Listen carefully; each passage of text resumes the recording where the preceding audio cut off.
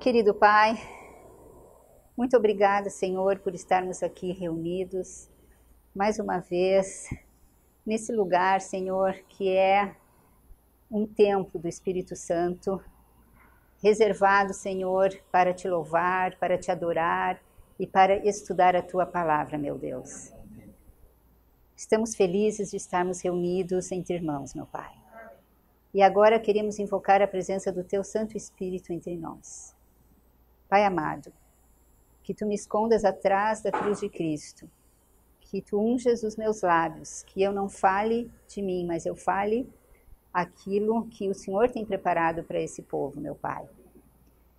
Que o Senhor nos ajude, abrindo os nossos olhos, nossos ouvidos, na compreensão dessas mensagens tão cruciais e importantes para os nossos dias. Fica conosco, é o que te pedimos, em nome de Jesus. Amém, Senhor.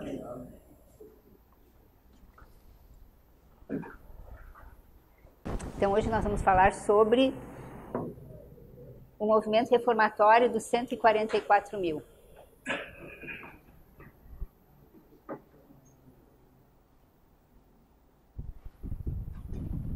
Movimento reformatório. O que significa, né? Movimento reformatório. Quando a gente fala de reformatório ou reforma, a gente entende que é quando a gente dá forma a alguma coisa, né? Dá forma novamente, ou arruma, por exemplo, nós vamos reformar a casa, nós estamos arrumando a casa. Alguma coisa que já existia, mas que está sendo reformada. Esses movimentos reformatórios, eles têm sido estudados desde 1989, foi quando começou esse estudo. E como eu falei para vocês, no nosso site nós encontramos outros movimentos reformatórios, que seria o de, por exemplo, não todos, tá? Mas lá vocês vão encontrar o de Moisés, o de Cristo. Mas vamos falar aqui, explicando o que eles, né, representam, o que eles têm em comum, através de linhas paralelas, que vocês já entendem o que essas linhas são, mas a gente vai fazer uma revisão sobre isso, tá? Vamos falar um pouco sobre os marcos também, mostrando que essas linhas aqui, elas têm muitas características em comum na sequência do que acontece e nos eventos, tá, que acontecem. Então, digamos que essa aqui seja a linha de Noé. Digamos que essa aqui de Moisés, essa de Cristo,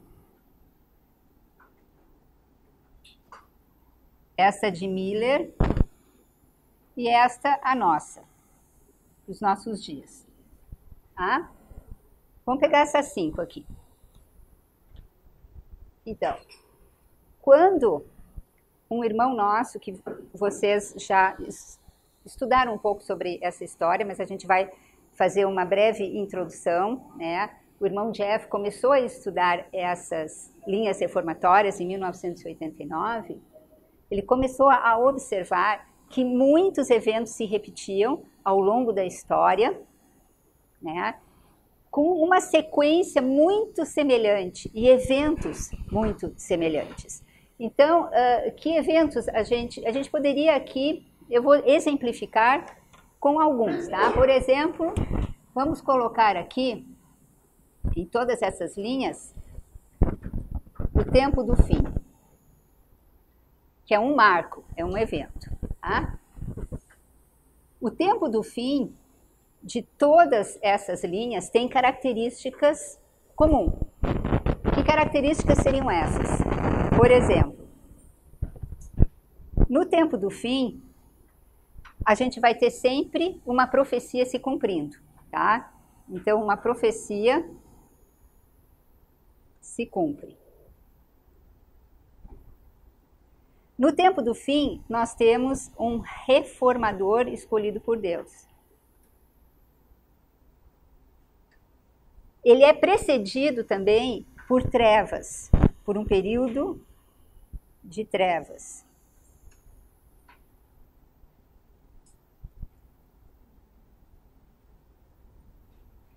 O que mais? A gente encontra um marco que acontece sempre no tempo do fim, que é a chegada da primeira mensagem angélica. Essas características, elas vão acontecer em todas essas linhas. E vão acontecer aqui também, na nossa. Sendo precedido por trevas,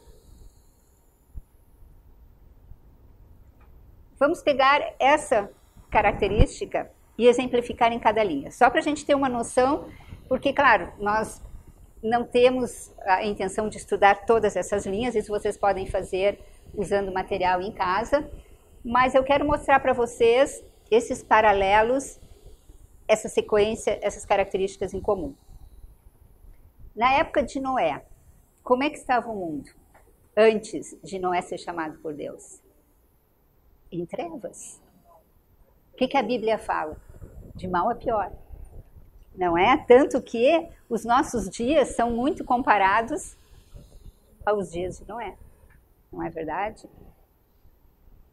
Na época de Moisés, antes de Moisés ser chamado como reformador, antes de se cumprir a profecia, o nascimento de Moisés, Moisés ser chamado como reformador, eles estavam vivendo um período de trevas?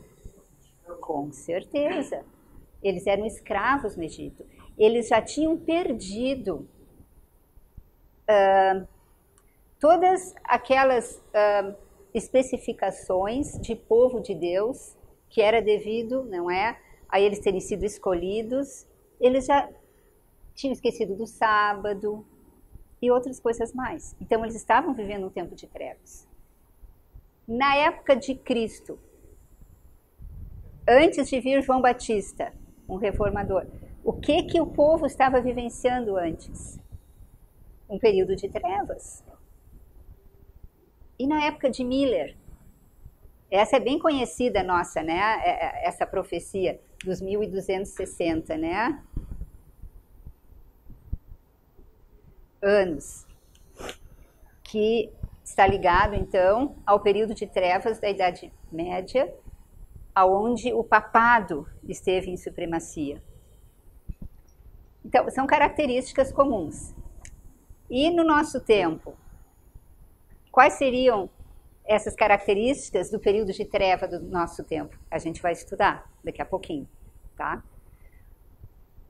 Outro marco que todos, não é, vão ter também, é que aqui, nesse marco, tempo do fim, chega a primeira mensagem angélica. E a gente vai falar sobre o que essas mensagens representam. Então, eu não vou falar agora, tá? Não sei se a irmã Mari já falou bastante sobre elas, mas a gente vai falar dentro do contexto pessoal. O que isso representa para nós? Por que é importante nós entendermos essas linhas reformatórias, principalmente a nossa? Tá? Outro marco. A gente sabe, por exemplo, vamos pegar aqui a linha de Miller, né? Então, aqui está o tempo do fim. Chega a primeira mensagem, né? Nas outras também, aumenta o quê? O conhecimento. Então, a gente tem sempre aumento de conhecimento, tá? Depois do aumento de conhecimento, a mensagem, ela é formalizada. Vamos pegar a Miller como exemplo. Na época de Miller, como que foi formalizada essa mensagem?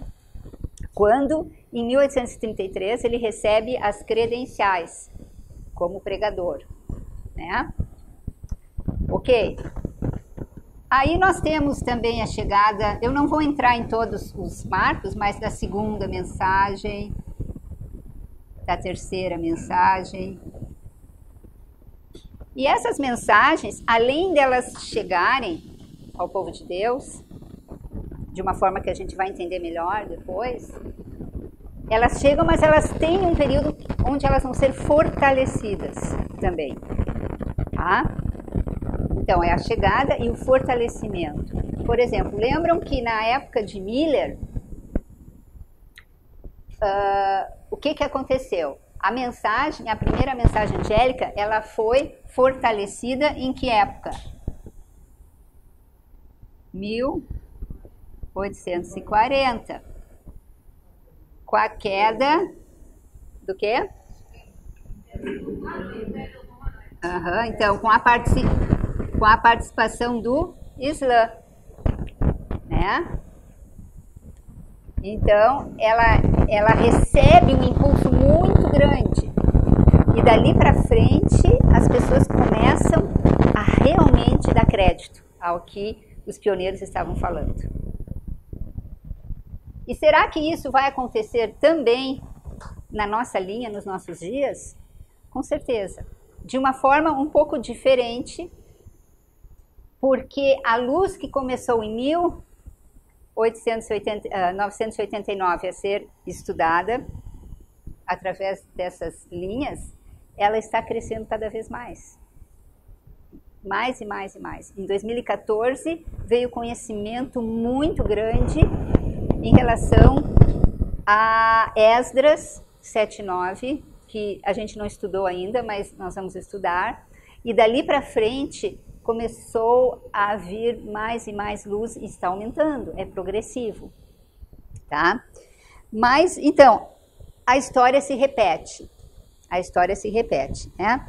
Tanto que nós temos várias citações que nos mostram isso e podemos ler algumas citações, tá?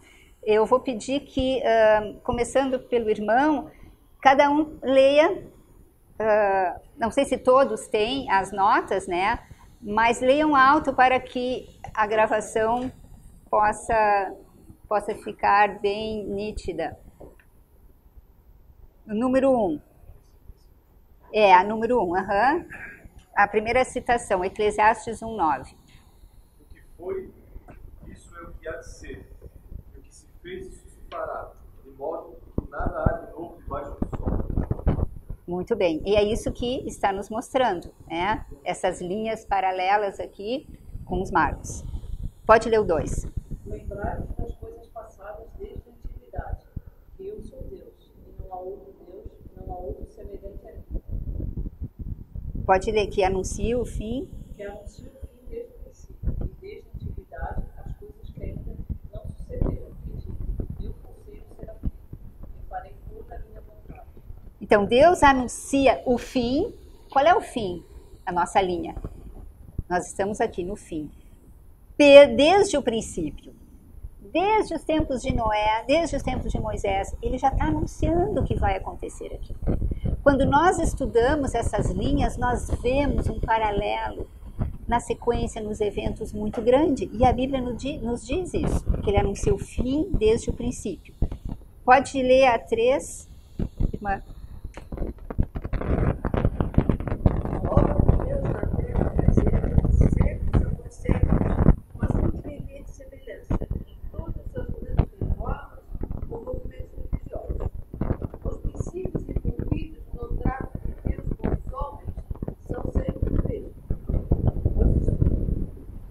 Os movimentos importantes do presente têm sido paralelos do passado, e a experiência da igreja encerra essa vida, encerra lições de grande valor para a nossa vida.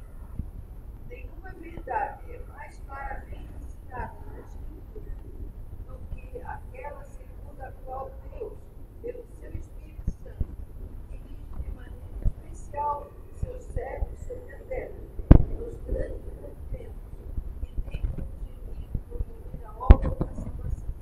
Muito bem. Então, vocês vejam os movimentos importantes do presente, né, o que nós estamos vivendo hoje, tem seu paralelo nos do passado, que é bem isso que nós estamos vendo. E a última linha que nós lemos é bem importante, porque diz que nos grandes movimentos que tem por objetivo promover o quê, irmãos? A obra da salvação.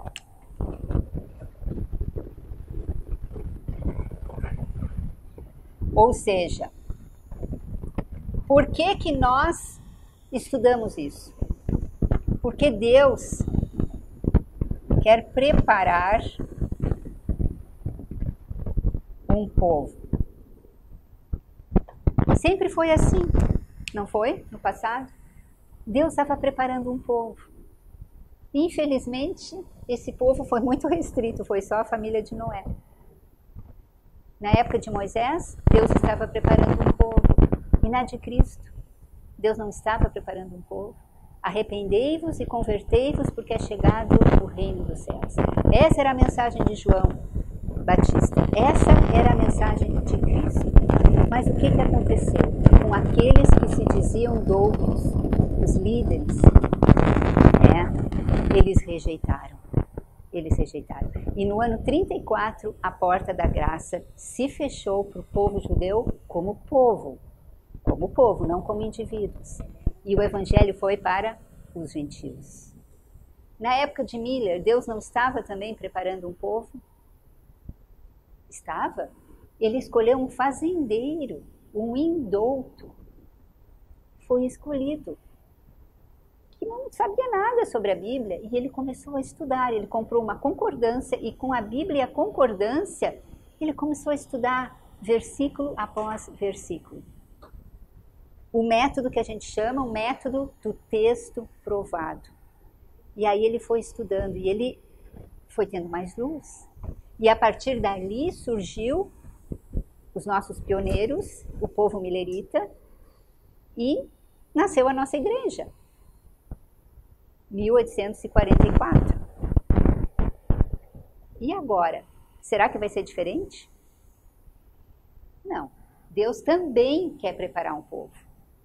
Deus quer nos preparar. Então, se nós soubermos o princípio, nós saberemos o fim. Se nós estudarmos as características dessas linhas, nós vamos entender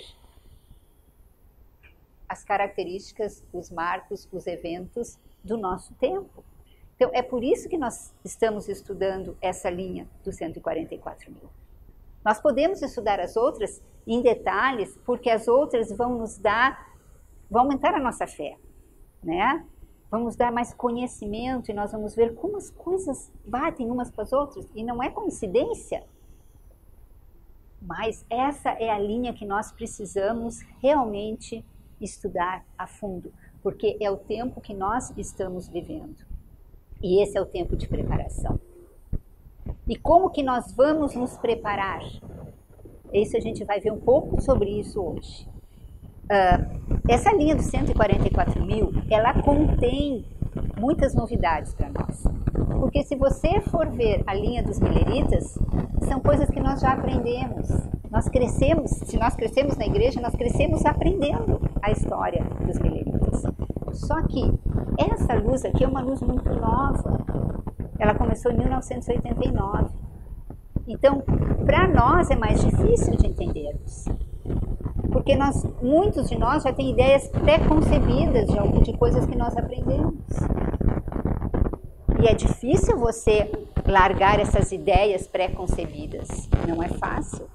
Mas pelo poder do Espírito Santo, nós, abrindo a nossa mente para essa luz que Deus tem para nos dar, a gente vai vencendo. É um passo de cada vez. E aí, à medida que a gente entende e busca entender, né, algo que não tinha ficado muito claro, Deus dá mais luz. Aí a gente entende, busca entender essa nova luz, Deus vai dar mais. E assim é. O que nós não podemos fazer é rejeitar a luz que Deus nos dá. Nós temos que investigar, assim como os de Bereia faziam. E esse estudo não é só vindo aqui uma vez por semana e escutando as nossas palestras, mas é um estudo pessoal. É uma experiência que eu tenho que ter com Deus. Eu tenho que sentar, eu tenho que pegar o material e debulhar, né? Eu tenho que estudar por mim, pedindo a ajuda do Espírito Santo, sempre.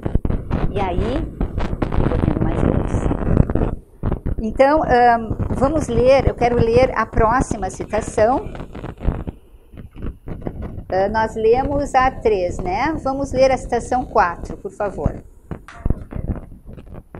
Devemos ter o conhecimento da vida para que possamos desenhar as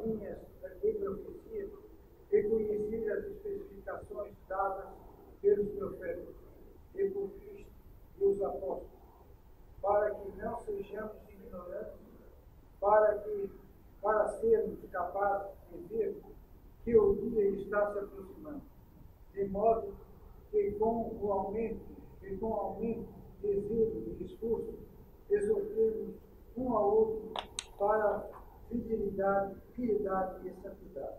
Essa citação, ela é muito significativa. Ela fala, então, sobre as linhas, né, de profecia que nós devemos, né, desenhar e entender. Agora vejam que interessante. Para que não sejamos ignorantes, para sermos capazes de ver que o dia está se aproximando, ou seja, para que nós não sejamos pegos como o ladrão que chega de repente e arromba a casa. Então, nós temos que estar preparados para não sermos pegos desprevenidos, de modo que com aumento de zelo e esforço exortemos um ao outro. Olha que interessante aqui, a senhora White está falando de zelo e esforço. Então, precisa do nosso esforço, irmãos? Precisa. Hoje existem pessoas que estão falando que nós não precisamos colocar esforço. Só que essa é uma parte que nos cabe, que é uma parte muito pequenininha em relação à parte que Deus tem para nós, que é o poder que Ele vai nos dar pelo Espírito Santo. Mas nós temos uma parte a fazer. Existe essa? Sim, de perfeccionismo. Por quê? Porque nós queremos um dia estar lá, não pelos nossos esforços. A diferença é que, às vezes as pessoas confundem o que é perfeccionismo, não é? Na verdade, como se fosse um sinônimo, farisaísmo e perfeccionismo. Porque tem que vir de dentro para fora e não de fora para dentro. O perfeccionista, as ideias, digamos, elas vêm de fora para dentro. Na verdade, quando você está buscando com a ajuda de Deus, mas tem uma parte que você tem que fazer também, aí vai acontecer de dentro para fora. Que é o verdadeiro reavivamento esse. Então, o que na verdade acontece, irmãos, é que essa luta toda e tudo isso que a gente tem visto ultimamente está ligado a vencer ou não o pecado. E conforme muitos lá fora, dentro da nossa igreja, né, infelizmente, eles acreditam que não é possível vencer o pecado. Só que existem inúmeras citações, tanto na Bíblia como no Espírito de Profecia, dizendo que sim, que é possível. Porque se não fosse possível, Jesus não teria vindo e dar esse exemplo para nós. Porque ele venceu e ele foi sujeito às tentações como nós somos. Então, é possível com a ajuda de Cristo, do Espírito Santo. Só que, muitas vezes, o inimigo nos faz pensar que não é possível. Por quê? Porque é bom acariciar os pecados. Não queremos abandonar aqueles pecados acariciados. Então, é melhor eu achar que não é possível. Não é verdade? Mas eu digo uma coisa, aquele crente fiel verdadeiro que está buscando a perfeição de caráter, ou seja, um caráter semelhante ao caráter de Cristo, está buscando um caráter semelhante ao caráter de Cristo. Quanto mais perto de Cristo ele se achar, mais imperfeito ele vai se achar. Ele pode estar muito próximo, mas ele não vai se achar perfeito. Vocês entendem? Então é o contrário. Se a pessoa está se achando, né, perfeita, ela está longe. Porque nós vamos ver cada vez mais o verdadeiro caráter de Cristo e a luz que emana de Cristo e vamos nos sentir falhos, Eu imagino que seja algo tipo a angústia de Jacó. Mesmo sabendo que a porta da graça já se fechou, o remanescente vai se sentir ainda, será que tem algum pecado, né, que não foi confessado? Bom, esse é um outro assunto, né? Mas vamos voltar aqui. Vamos ler a citação 5. A citação 5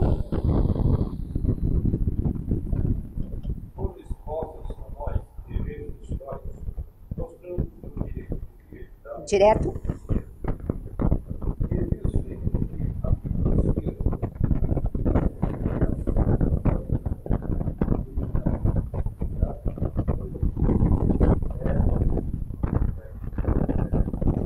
Ok, então, esses eventos históricos, primeiro, existem alguns eventos que acontecem dentro da igreja. E existem acontecimentos históricos. Por exemplo, vamos pegar a nossa linha como exemplo. Qual foi o acontecimento histórico aqui na nossa linha que aconteceu no tempo do fim? Vocês sabem? A queda do comunismo. Em que ano que aconteceu isso? 1989. E isto foi através do estudo de Daniel 11:40. Especificamente a parte B, a segunda parte. Esse foi um acontecimento histórico. Outro acontecimento histórico, aqui, na época de Miller, o Papa recebe a ferida mortal. Isso é história, não é? O general Berthier vai lá, prende o Papa. Então, está na história.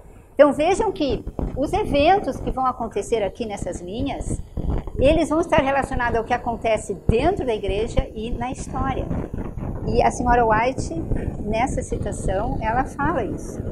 Eu quero que vocês agora pulem para outra página, depois a gente vai voltar para as outras citações, porque eu quero ler uma que está em inglês, mas eu coloquei de propósito aqui, porque eu quero mostrar uma coisa para vocês. Abram a Bíblia no livro de Isaías 28.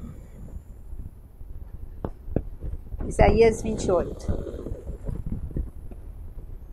Abram a Bíblia em Isaías 28. Tá. Podem até deixar marcado aí, porque daqui a pouco a gente vai debulhar aqui isso aqui. A gente vai estudar bastante. Eu quero só ler agora o verso 10. Que em português diz, né? Porque é mandamento sobre mandamento, mandamento sobre mandamento, regra sobre regra, regra sobre regra. Um pouco aqui, um pouco ali. Na versão em inglês, na King James, vocês sabem que em vez de dizer regra sobre regra, vocês podem ler ali o que está ali na citação 13. Line upon line. Né? Então, é preceito sobre preceito, preceito sobre preceito, linha sobre linha, um pouco aqui, um pouco ali.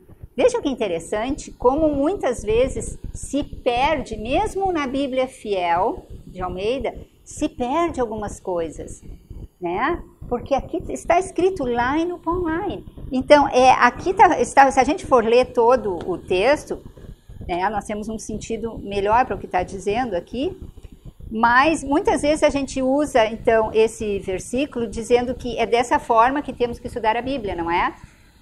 Um pouco aqui, um pouco ali. Mandamento sobre mandamento, line upon line, linha sobre linha. Vejam, é dessa forma a Bíblia fala que nós devemos estudar, né? Ok.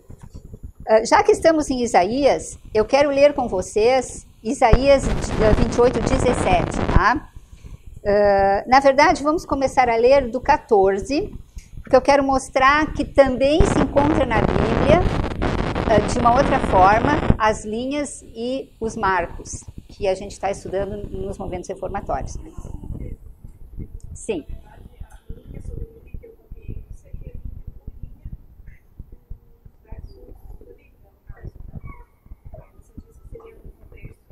Sim, mas aí você pode ter dois significados, não é? Porque você vai usar o método do texto provado na Bíblia, então você vai ver uma passagem num livro, outro no outro, né?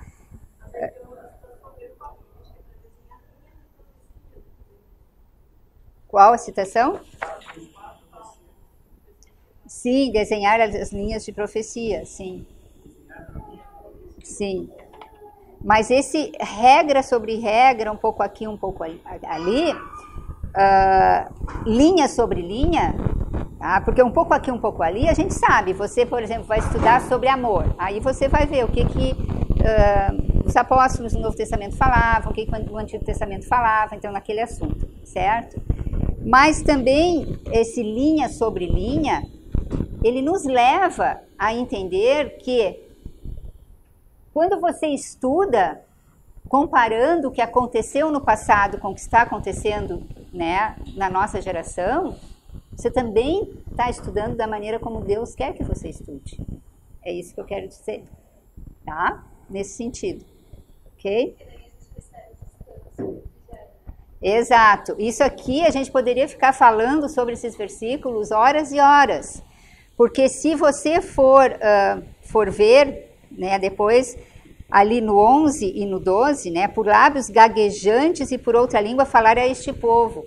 Deus vai usar lábios gaguejantes, vai usar os indoutos para falar. Pessoas simples. E a senhora White fala em eventos finais exatamente isso. Tá? E no 12, como a Gabriela falou, a qual diz, este é o descanso, dá descanso alcançado, e este é o refrigério, porém não quiseram ouvir. Esse descanso e o refrigério, o descanso está ligado às veredas antigas. Eu não ia falar disso agora, mas já que a gente está tocando nesse assunto, eu vou falar.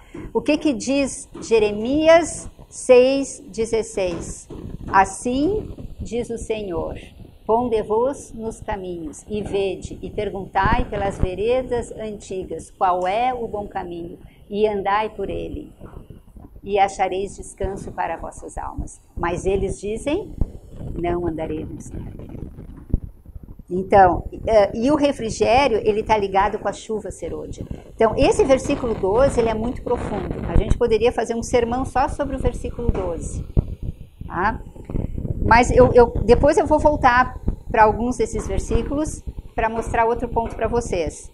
Mas eu queria agora ler, que alguém lesse do 14 até o 17, para que a gente entenda o contexto do verso 17.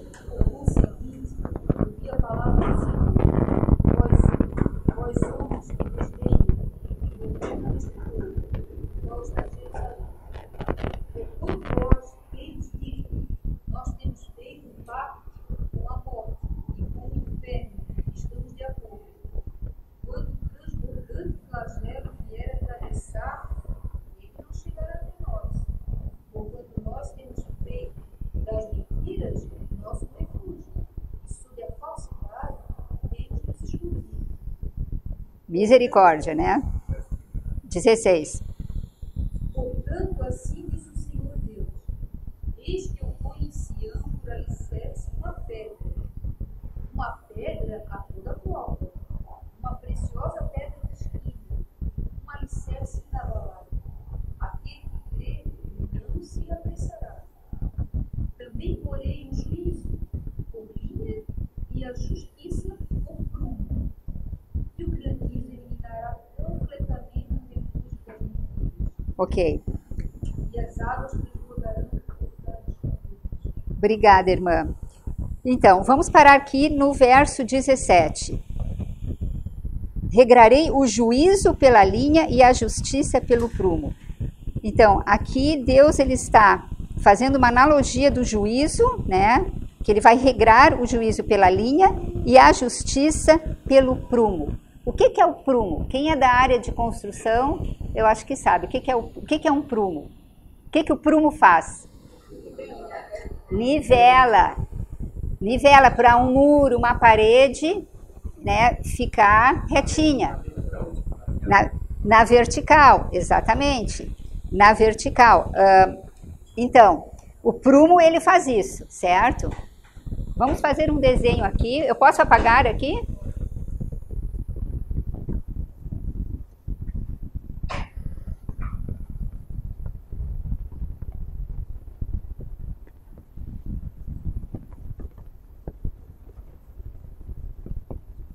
Então, digamos que nós tenhamos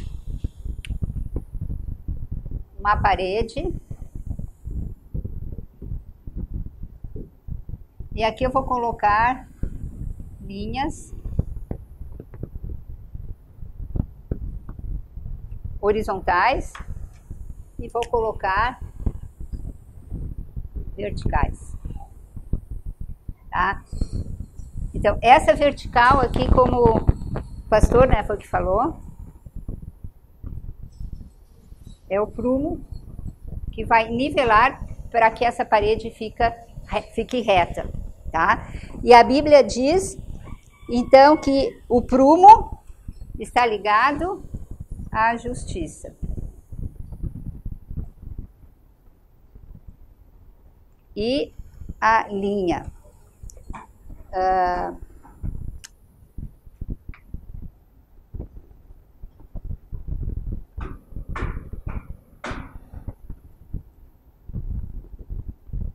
ao juízo, né?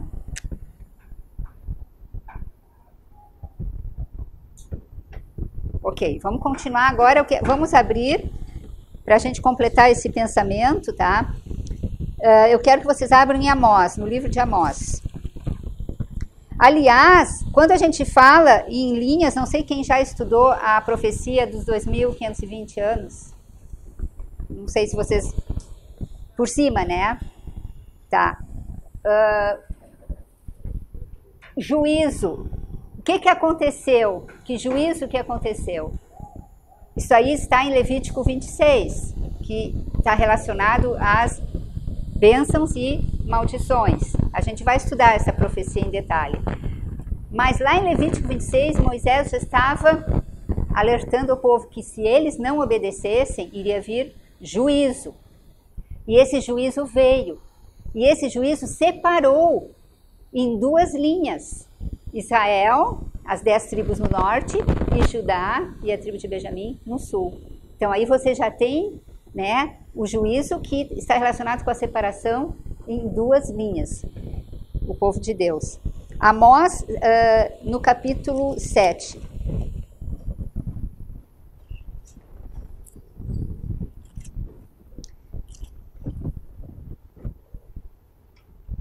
Então, capítulo 7, verso 7. Vamos ler o verso 7 e o 8, ok? Mostrou-me também, e ele que o Senhor estava sobre o muro, levantado a prumo. Ele tinha o prumo na mão. Qual é certo? 8. O Senhor me disse: que vês tu, Amós? Respondi: um prumo. Então me disse o Senhor: eis que eu porei o prumo no meio do meu povo, de Israel, e jamais passarei por ele. Ok, então, o Senhor ia colocar um prumo, uma linha que divide as duas tribos. Né? E isso iniciou em 723 a.C., quando a Síria, né, levou, então, Manassés. Porque teve primeiro a Síria, Manassés é o do sul, em 723, ok? Agora vamos ver Neemias. Abram em Neemias, no capítulo 4.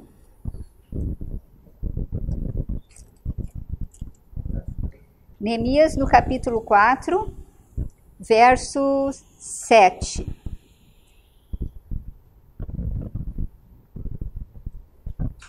Mas ouvindo Sanballat, Tobias e os arábios, os amonitas, os amonitas e os asdoditas, queria haver a reparação dos muros de Jerusalém, e que já as brechas começaram a fechar, viraram-se sobre a casa. O que está acontecendo aqui? Uma ação dos inimigos. Eles estavam vendo que eles estavam fechando ali, tapando os muros, as brechas, mas eles ficaram irados que isso estava acontecendo. Agora vamos pular e ler o 15. Eu gostaria que alguém lesse o 15, o 16 e o 17, na sequência.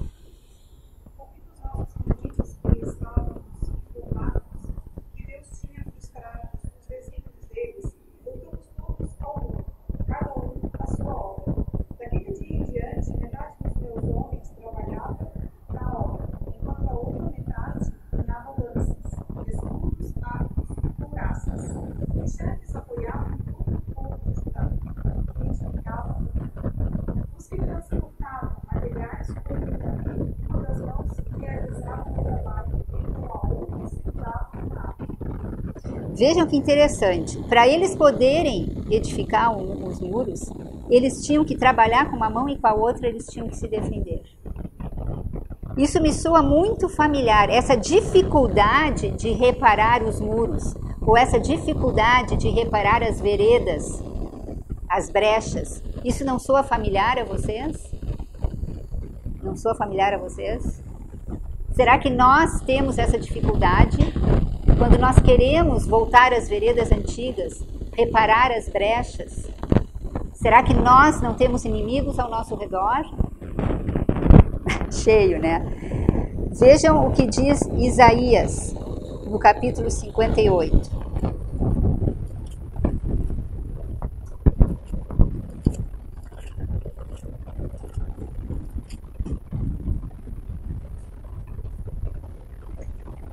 Isaías, no capítulo 58,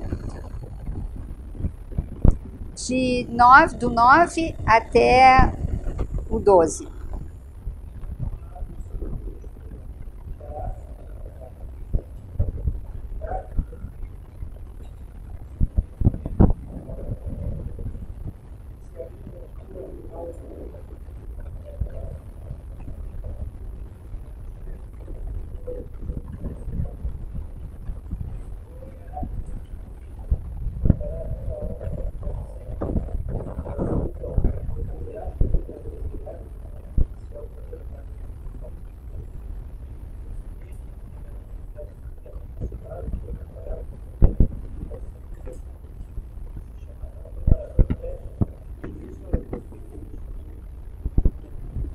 Essa passagem é muito linda, né? Isso aqui é uma promessa para aqueles que permanecem fiéis, é uma promessa para nós, né?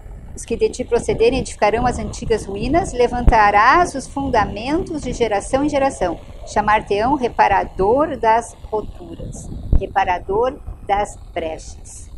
Então, quando nós lemos em Isaías 28, no versículo 17, né, que o juízo está ligado à linha e o prumo está ligado à justiça, e eles estão relacionados a edificar o muro, a reparar as brechas, a voltar para as veredas antigas, nada mais é isso do que nos mostrando que esse prumo, ele representa os marcos das linhas reformatórias. E as linhas, então, elas estão ligadas ao juízo, os marcos à justiça, que é o que está dizendo. Então, mais uma vez, a gente consegue ver na Bíblia uma menção da importância dessas linhas sobre linhas, desses marcos, nos dias finais que nós estamos vivendo. E sempre foi assim, né? Nos outros movimentos reformatórios também. Vamos ler agora as notas, voltar ali para número 6, que fala um pouco sobre os marcos.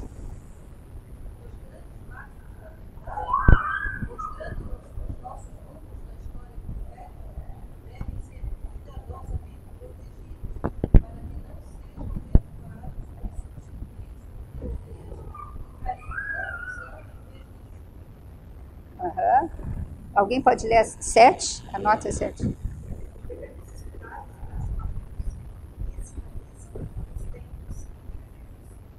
E o 8 também?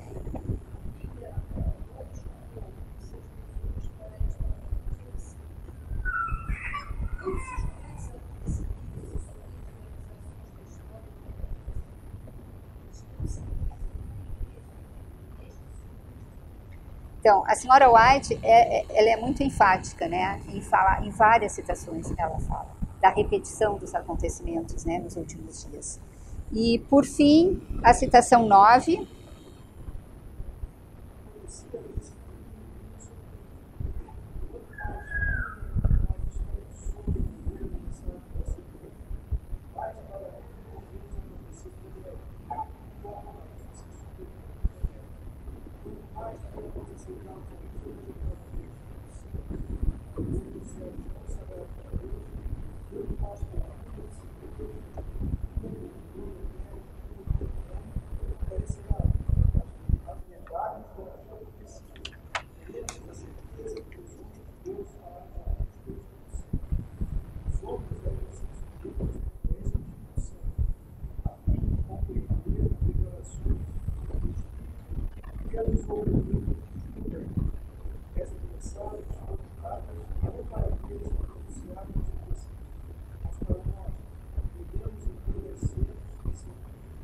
Ok, então aqui mais uma vez, foi dado para nós.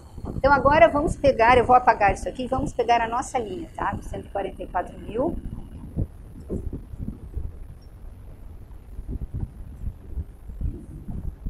Alguma dúvida?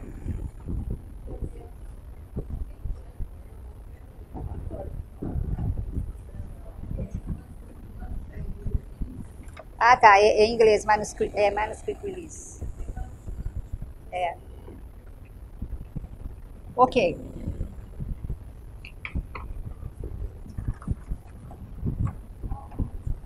Sim.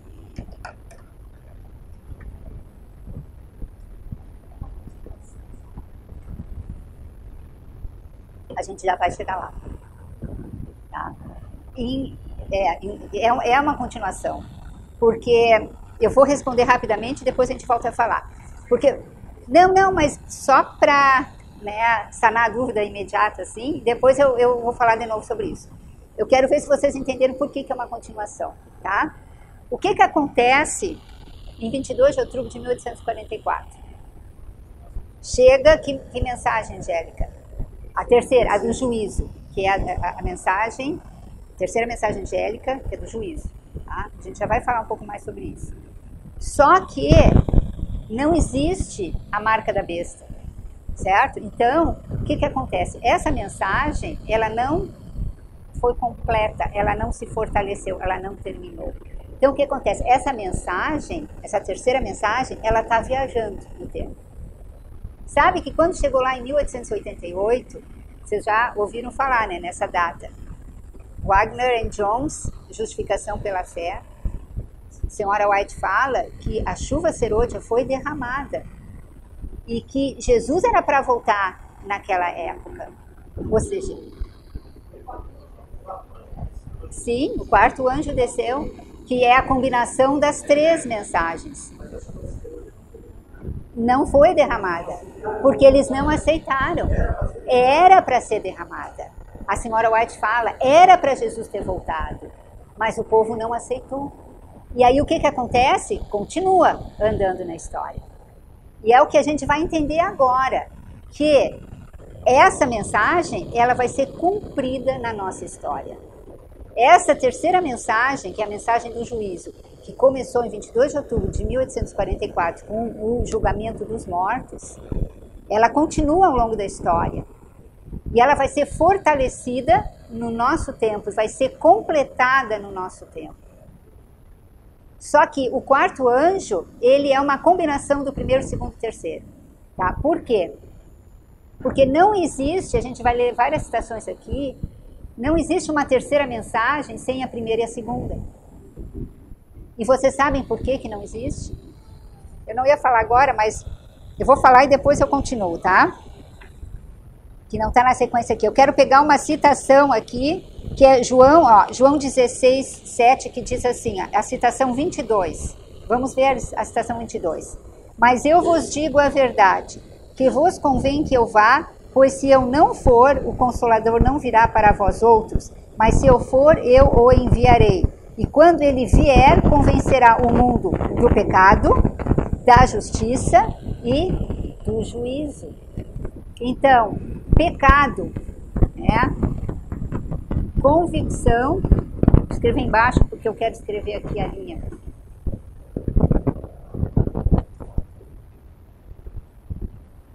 A convicção do pecado. Que mensagem é essa? É a primeira mensagem angélica. Tá? Da justiça e do juízo, justiça segunda e juízo terceira. Aonde que estão essas mensagens? Em Apocalipse 14, né? Do 6 até o 9, né? Aí a gente tem as três, mas não tem a quarta em Apocalipse 14. A quarta, ela vai aparecer em Apocalipse 18, que a gente vai estudar hoje. Certo? Tá? Então, por que não existe terceira sem primeira e segunda? Porque, irmãos, a terceira que está falando sobre o juízo, como que você vai ser julgado se você não tem convicção do pecado e se você não veste a justiça de Cristo para vencer o pecado? Porque essa segunda aqui, a justiça de Cristo, nada mais é do que vencer o pecado. Porque Cristo te dá poder. Ele te dá poder para vencer. Por isso que essas mensagens, elas vão andar juntas. E elas vão vir novamente agora na nossa linha. Elas têm que vir novamente. Por quê? Porque o povo, então agora vamos falar, o povo estava em trevas.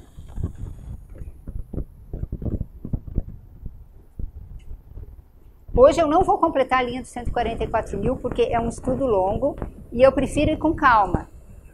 Porque eu acho que a gente tem que dar base.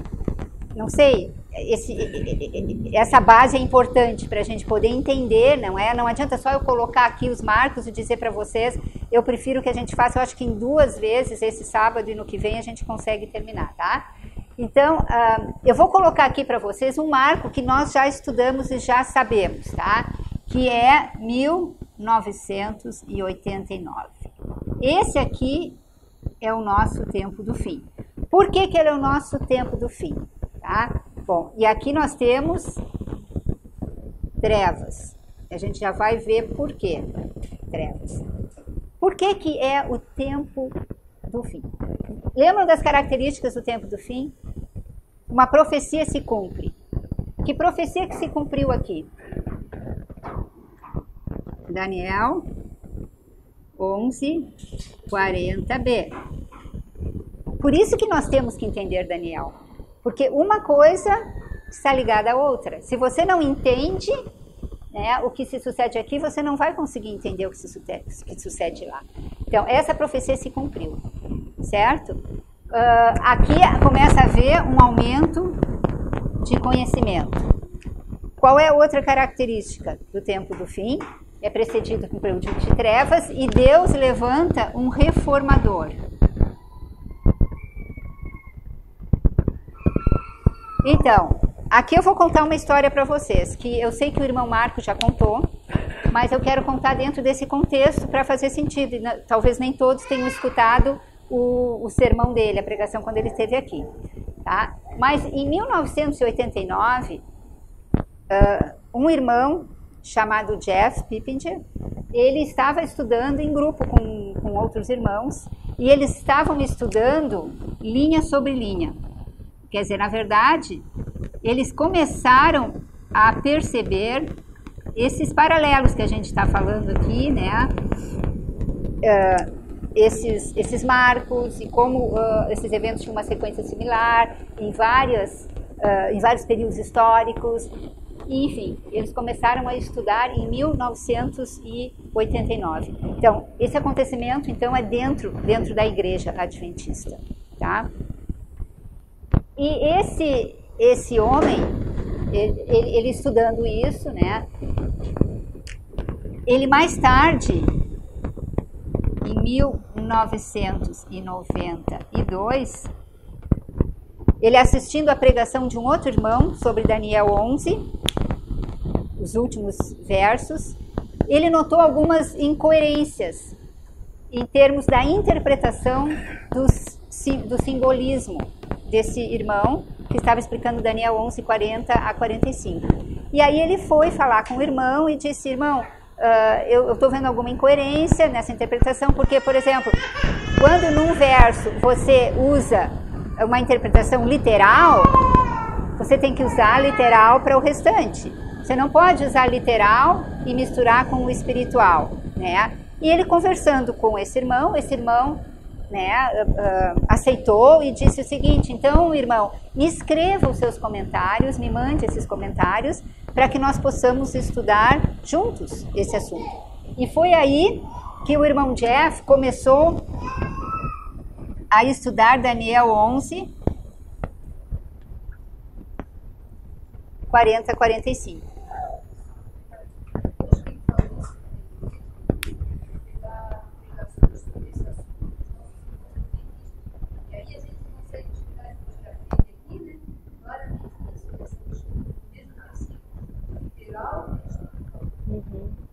dissonante. O menino, ele enxergou isso. E aí, depois eu vou continuar essa história, porque a partir daí ele começou a estudar isso, e aí outros eventos começaram a acontecer, tá? Mas esses são marcos importantes para a nossa linha reformatória, para o nosso movimento, tá? Tá dando para ver no vídeo? Tá dando para ver? Tá. Então, mas eu quero agora falar um pouco sobre esse período aqui. Por que que esse aqui foi um período de trevas? Nós entendemos nos outros movimentos reformatórios, né, o de Noé, o de Moisés, o de Cristo, por que que foi um período de trevas? Tanto que vocês me ajudaram aqui a responder, né? Mas, como eu falei, essa linha dos 144 mil, ela é uma linha nova para nós. O que que estava acontecendo aqui, né, dentro da igreja ou fora, ou historicamente falando, que determinou um período de trevas aqui? Então, vamos começar em 1844, quando a senhora White teve a primeira visão dela em público, tá? Em 1844, a irmã White teve a primeira visão dela em público. Só que em 1884, 40 anos depois, ela teve a última visão. Por quê? Porque a última visão em público, tá? A última visão pública. Porque os irmãos já não estavam mais dando crédito às visões dela. Um irmão que a gente sabe que ele escreveu obras bem importantes dentro da nossa igreja, né? Que é o irmão, é o Ray Smith, tá? Em 83, ele já começou a questionar alguns escritos da senhora White, dizendo que não eram inspirados, em 83, tá? Bom, então, a partir daqui, já começou a haver um decaimento em relação à fé, em relação ao movimento adventista. Só que a coisa piorou muito por volta de 1950.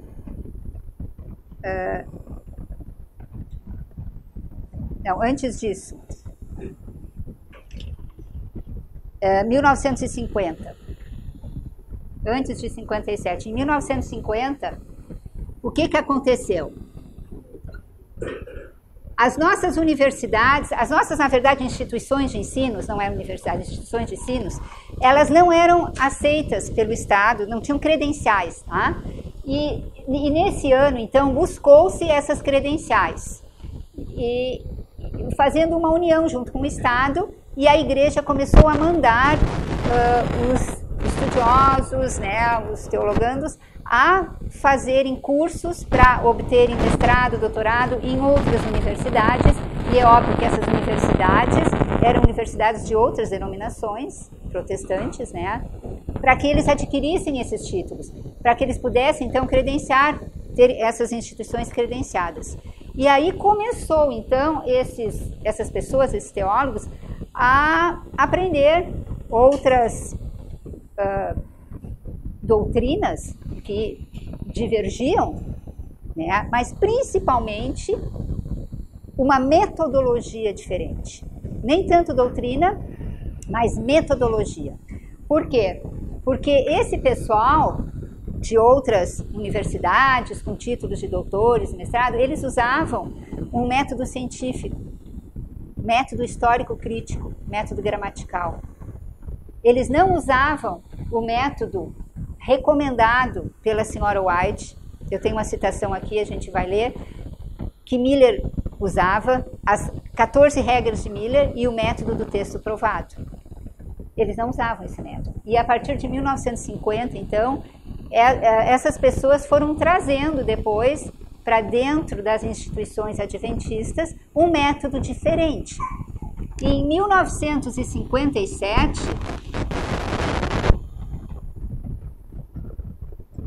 aqui surgiu escrito por, se não me engano, 3 adventistas, teólogos adventistas, né? Um livro chamado Questões sobre Doutrina. Eu botei questions, mas deixa eu botar em português aqui.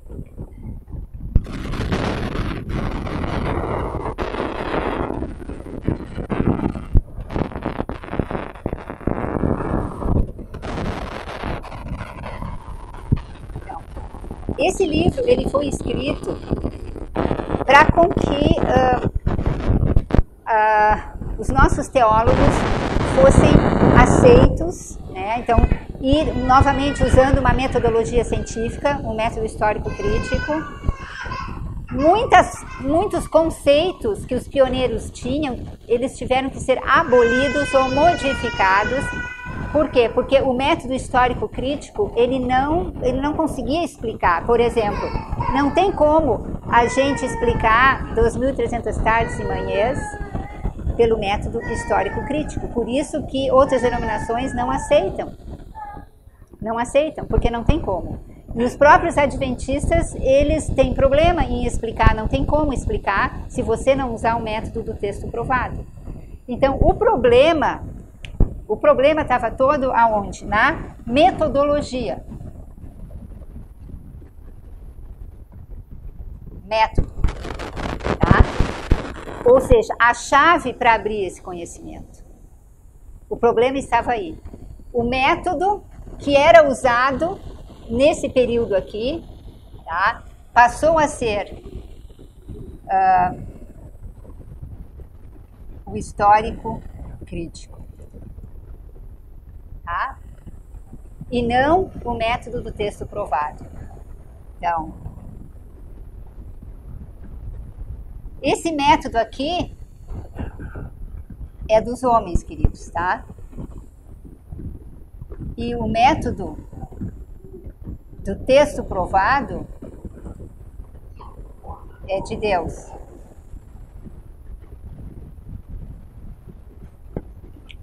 Por isso que não tem como os teólogos hoje entenderem Daniel 11, 40, 45, usando a metodologia, né, que eles são acostumados a usar.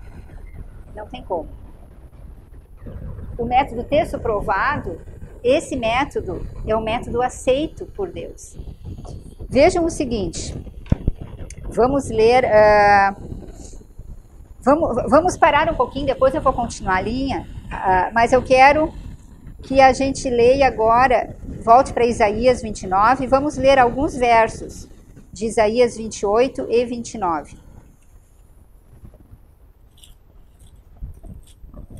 Para nós entendermos que a Bíblia já falava que isso ia acontecer.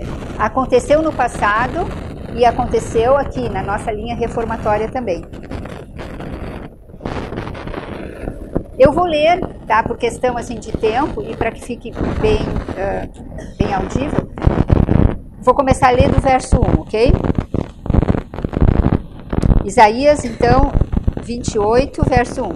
Ai da coroa de soberba dos bêbados de Efraim, cujo glorioso ornamento é como a flor que cai, que está sobre a cabeça do fértil vale dos vencidos do vinho. Quem é Efraim, irmãos? Israel, né? Chamado Israel. E quem é o Israel moderno agora? Nós. Então, isso vale para nós. Os profetas falaram mais para o nosso tempo do que para o tempo deles, tá? Que está sobre a cabeça do fardo velho dos vencidos do vinho, tá? Então, esse vinho aqui, será que é literal? Sim, isso a gente tem no capítulo 29. Vejam no capítulo 29, no verso 9, que diz assim, ó: tardai e maravilhai-vos, folgai e clamai. Bêbados estão, mas não de vinho. Andam titubeando, mas não de bebida forte. Ou seja, aqui está dito que eles estão bêbados, mas não de vinho. No verso 10 explica um pouco melhor. Porque o Senhor derramou sobre vós um espírito de profundo sono, fechou os vossos olhos, vendou os profetas e os vossos principais videntes. Por isso toda visão vos é como as palavras de um livro selado, que se dá ao que sabe ler, dizendo: lê isso, peço-te. E ele dirá: não posso, porque está selado. Então, esse vinho aqui são as falsas doutrinas, tá? Aí, segue-se, lendo, eu vou ler aqui o 3, a coroa da soberba dos bêbados de Efraim será pisada aos pés, e a flor caída do seu glorioso ornamento, que está sobre a cabeça do fértil vale, será como fruto temporão antes do verão, que vendo alguém e tendo-o ainda na mão, o engole. Naquele dia o Senhor dos Exércitos será por coroa gloriosa e por diadema formosa para os restantes de seu povo, o restante fiel. E por espírito de juízo para o que se assenta a julgar, e por fortaleza para os que fazem recuar a peleja até a porta. Mas também estes erram por causa do vinho, novamente essas doutrinas, né, falsas, e com a bebida forte se desencaminham. Até o sacerdote e o profeta erram por causa da bebida forte. Então, sacerdote e profeta, a liderança, são absorvidos pelo vinho, desencaminham-se por causa da bebida forte, andam errados na visão e tropeçam no juízo. Como que eles vão guiar o povo se eles não têm condição de guiar o povo? Não é? Se eles, né, erram por causa da bebida forte. Então, profeta, sacerdote e profeta. No 8, porque todas as suas mesas estão cheias de vômitos e imundícia e não há lugar limpo. 9, a quem, pois, se ensinaria o conhecimento e a quem se daria a entender doutrina?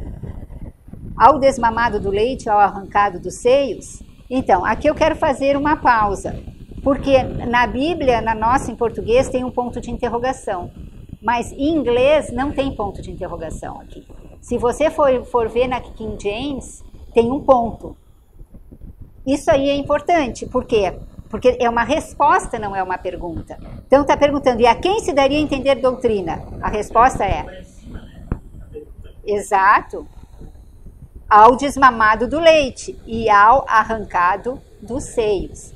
Quem é o desmamado do leite e o arrancado dos seios? Deixa eu ler para vocês aqui. Na nossa nota...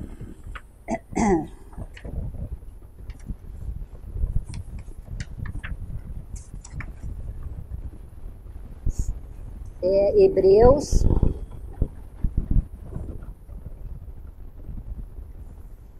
não é mais fácil eu achar aqui na Bíblia. Abram em Hebreus 5, 12. Eu não sei em que nota está isso, mas se vocês acharem... Ah, está ali na 14, exatamente, tá? Que diz ali da interrogação. Então... 5,12, eu vou ler, diz, porque, devendo já ser mestres pelo tempo, ainda necessitais de que se vos torne a ensinar quais sejam os primeiros rudimentos das palavras de Deus. E vos haveis feito tais que necessitais de leite e não de sólido mantimento.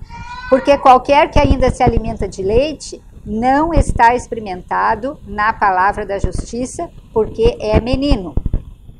Mas o mantimento sólido é para os perfeitos, os quais, em razão do costume, têm os sentidos exercitados para discernir tanto o bem como o mal. Então, quando nós lemos ali em Isaías 28, no versículo 9, que pergunta a quem, pois, ensinaria o conhecimento e a quem se daria a entender doutrina? Ao desmamado do leite, ao arrancado dos seios. Ou seja, aquele que está acostumado com leitinho...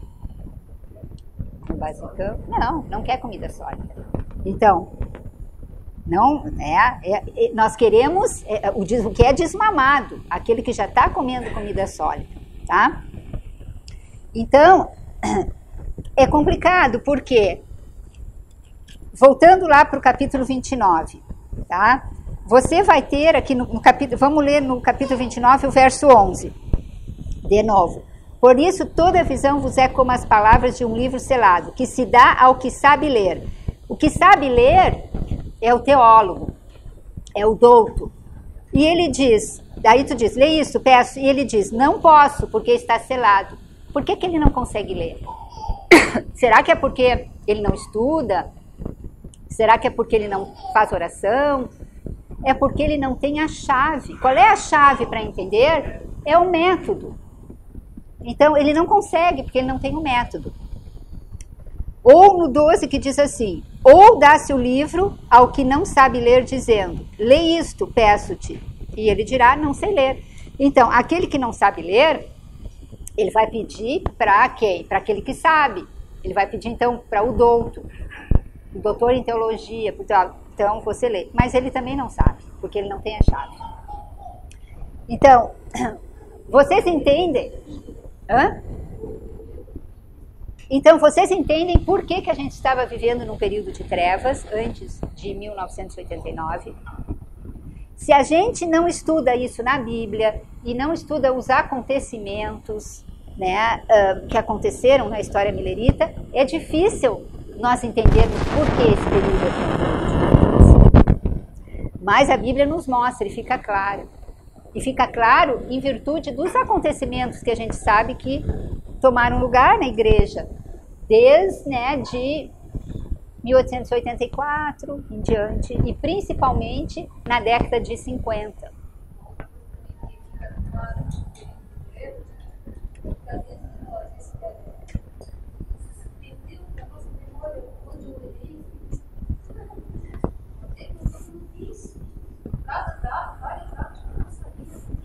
Sim.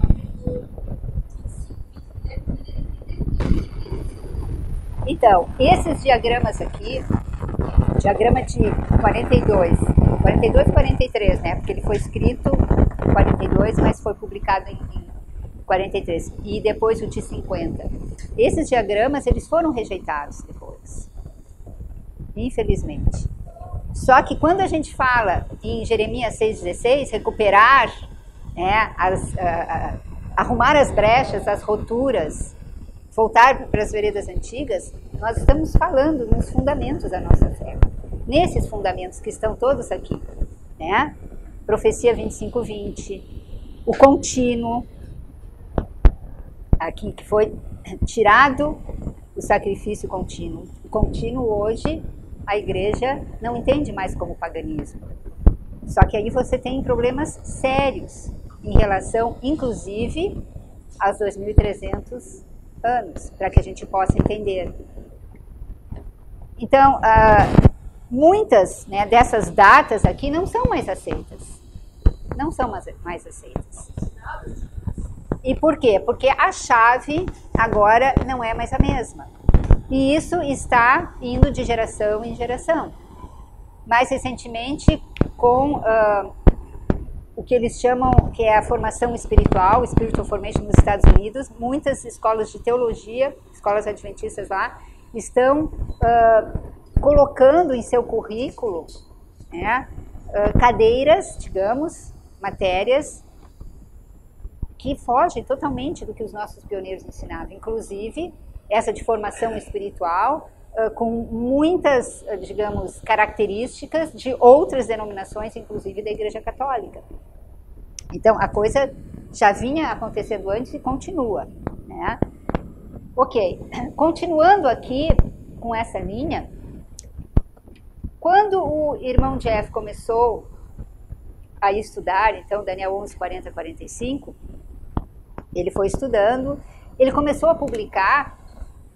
Na época que ele trabalhava, em 1995, ele trabalhava num ministério chamado Hope Ministry. E aqui, nessa época, ele começou a escrever o que ele achava, e isso, sem querer, causou uma divisão, né, nesse lugar, nesse ministério que ele trabalhava, porque algumas pessoas concordavam com o que ele estava falando, mas outras pessoas não concordavam. Jeff,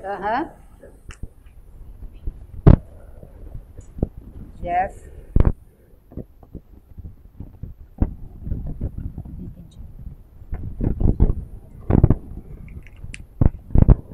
E sem querer isso acabou causando, né, separando, e ele saiu do ministério. E aí ele publicou o que ele tinha escrito durante o tempo na revista O Tempo do Fim.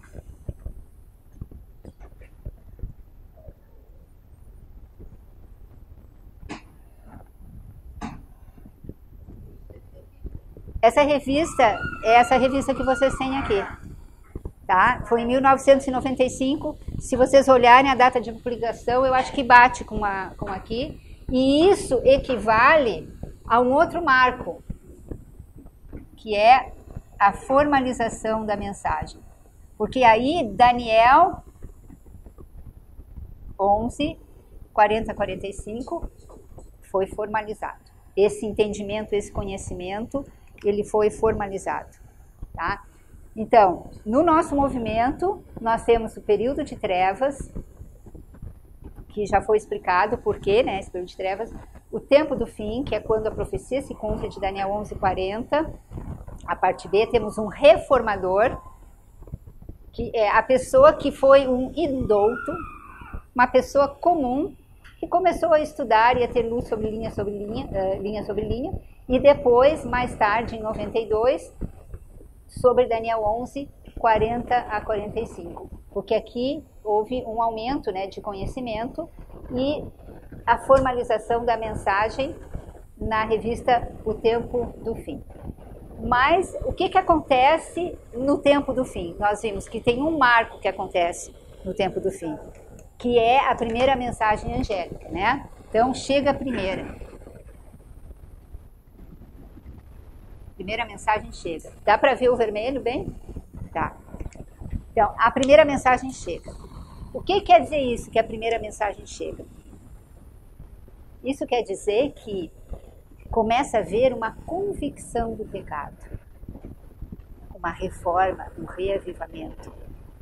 Então, com o estudo de linha sobre linha, o povo começa a ver, o pequeno grupo que começou a estudar, começou a ver, né, a sua imperfeição, aquela convicção de pecado e fazer uma reforma e um reavivamento. A reforma, ela é algo que acaba, né, sendo notado muitas vezes pela nossa maneira de ser, de agir, aquilo que a gente faz, aquilo que a gente come, né, a música que a gente escuta, aquilo que a gente veste. Então, a partir daí, começa a haver esse aumento de conhecimento, começa a haver uma reforma e um reavivamento. Por quê? Porque o estudo da profecia começa a reavivar. Vejam, não está aqui nas nossas notas, mas eu lembrei disso agora e eu quero mostrar para vocês. 1 Pedro, abram a Bíblia em 1 Pedro, a primeira ou a segunda? Vamos ver.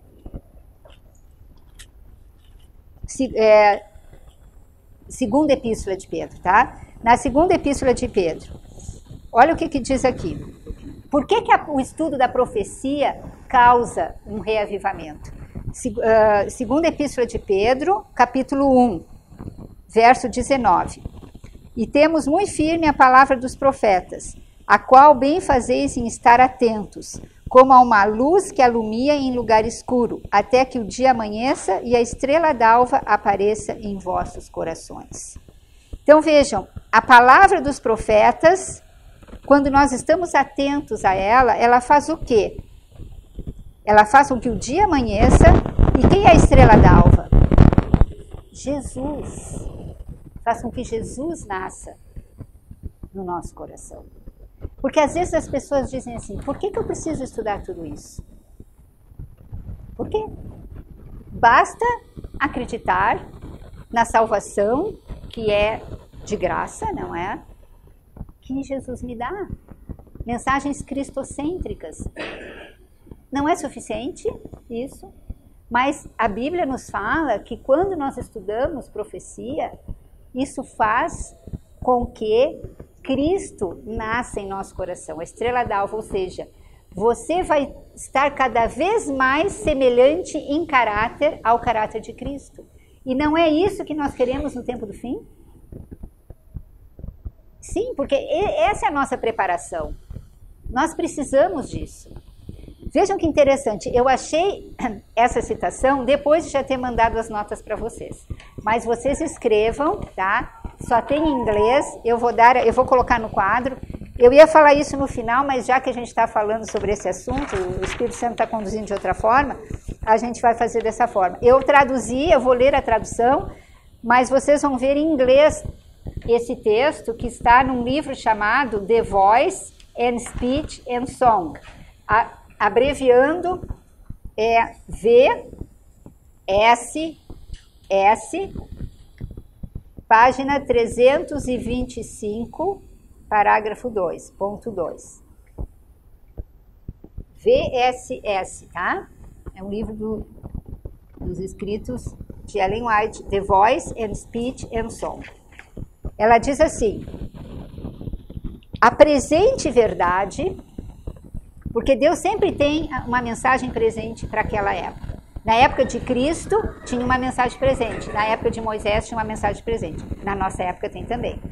A presente verdade, a mensagem especial dada ao nosso mundo, até mesmo a mensagem do terceiro anjo, compreende um...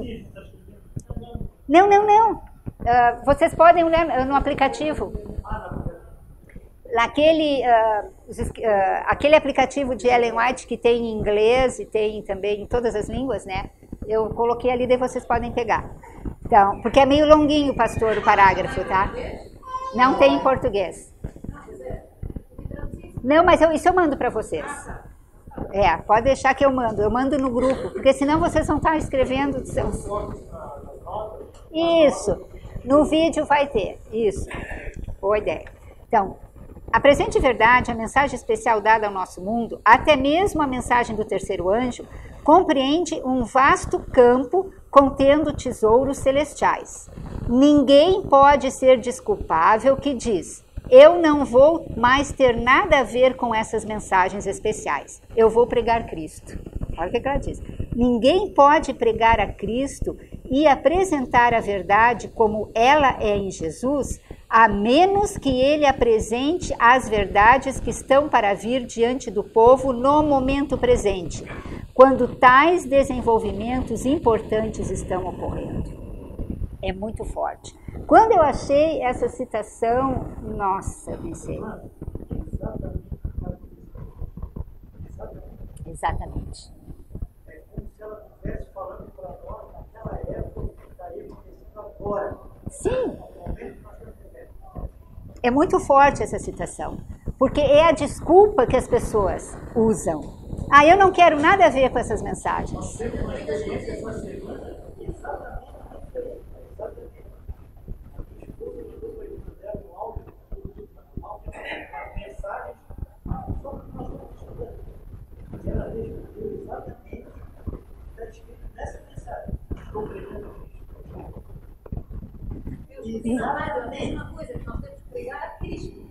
Então, mande essa citação para sua irmã. Porque ela é muito clara. Ela diz assim, ninguém pode ser desculpável que diz: eu não vou mais nada, não tem nada a ver com essas mensagens especiais. Eu vou pregar Cristo. Sim? Vocês podem, eu vou mandar a tradução para vocês, mas olhem no inglês, quem entende um pouco de inglês, olhem que vocês, põe no Google Translator, só para vocês confirmarem por vocês mesmos, tá? O Google Translator traduz perfeito. Esse parágrafo foi muito bem traduzido, porque às vezes fica uma coisinha ou outra. Coloca no Google Translator, tá? No tradutor, para vocês verem por vocês. Mas eu vou mandar em português. Porque essa mensagem, como o pastor diz, é para nós que estamos vivendo. O que aconteceu com o grupo que estava estudando nas quartas-feiras e agora não quer mais estudar? Eles estão estudando outros assuntos mais básicos. Eles não querem ter nada a ver com essas mensagens. Mas muitas vezes, como tipos novos, eles não têm conhecimento. Não, sim. Tem uma base um pouco maior. Sim. Poderia fazer, mas então você faz um cuidado Diferente. mas não deixa ficar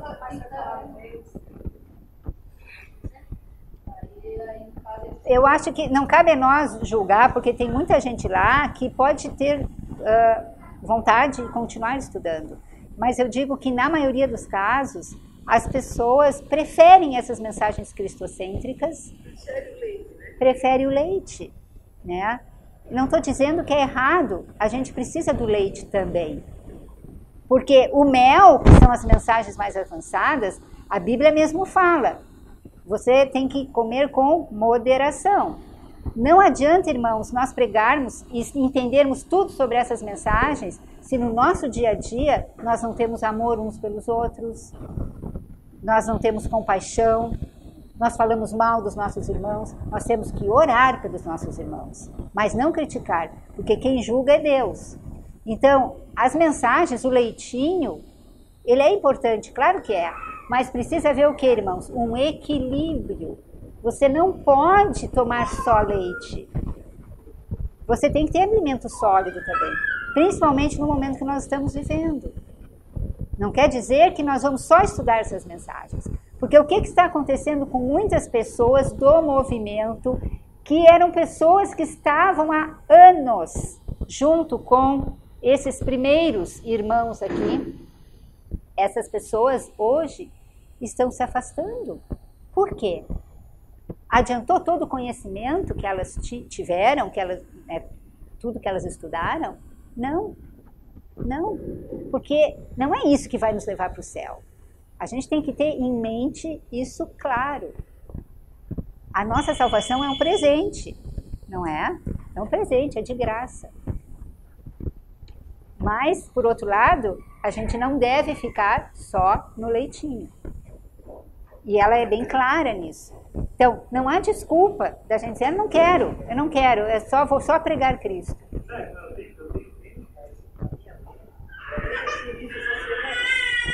A questão das mensagens, da mensagem de Cristo. Realmente, o pastor falou, é correto. Tem que haver um bom senso nisso. Porque realmente as pessoas que chegam na igreja, elas precisam do leite. Precisam. Só que o que está acontecendo? A igreja está querendo dar só leite, está se fechando para as mensagens mais sólidas. Sim. Então é lógico que teria que haver um consenso e colocar cada coisa no seu lugar. Sim. Mas dando a real importância para cada uma delas. Claro, claro. Porque você tem que ter esse equilíbrio. Senão, o que vai acontecer? A nossa fé vai cada vez ficar mais fraca. Nós precisamos de um alimento mais sólido para que a gente possa enfrentar o que está por vir, para nos sustentar. É como o alimento sólido, a comida. A criança chega a uma idade, ela não pode tomar leite o tempo todo. E Hebreus, né, no capítulo 5, está bem claro. E o que isso veio trazer para a igreja como instituição? Eu tenho visto que as mensagens mais importantes da nossa doutrina estão sendo esquecidas. Sim.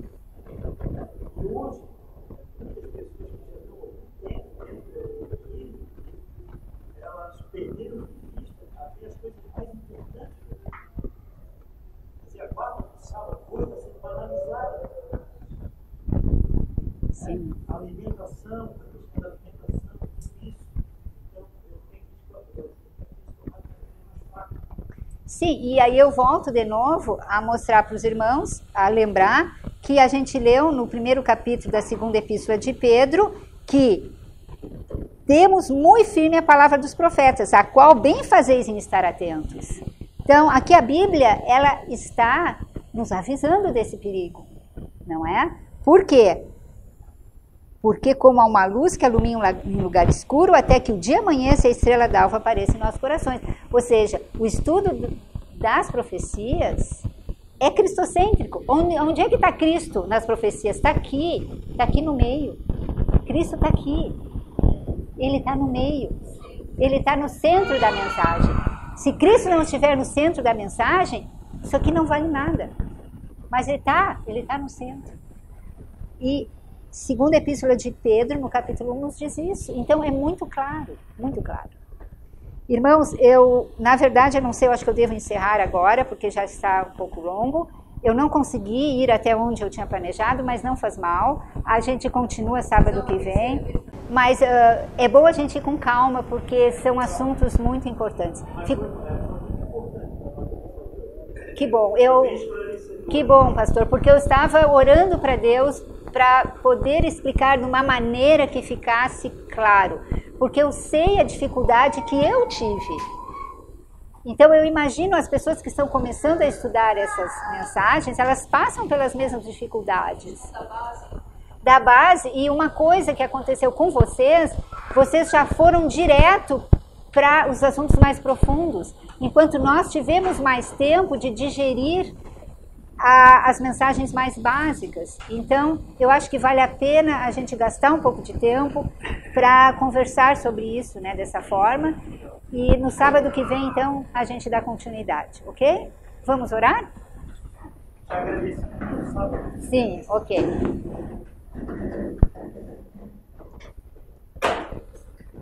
Querido Pai, estamos gratos, Senhor, por termos aprendido um pouco mais da Tua Palavra, Senhor, porque o Senhor nos abre os olhos nesse momento tão solene que estamos vivendo nesse mundo, meu Pai.